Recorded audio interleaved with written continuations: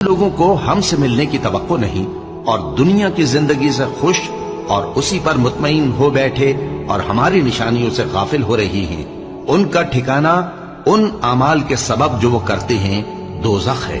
और जो लोग ईमान लाए और नेक काम करते रहे, उनको उनका परवरदिगार उनके ईमान की वजह से जन्नतों में पहुंचा देगा।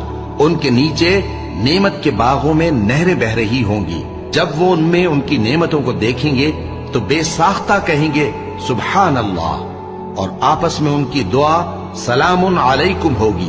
और उनका आखिरी कौल ये होगा कि अल्लाह रब्बुल आलमीन की हम्द और उसका शुक्र है। और अगर अल्लाह लोगों की बुराई में जल्दी करता जिस तरह वो तलब खैर में जल्दी करते हैं, तो उनकी उम्र की मियाद पूरी हो चुकी होती।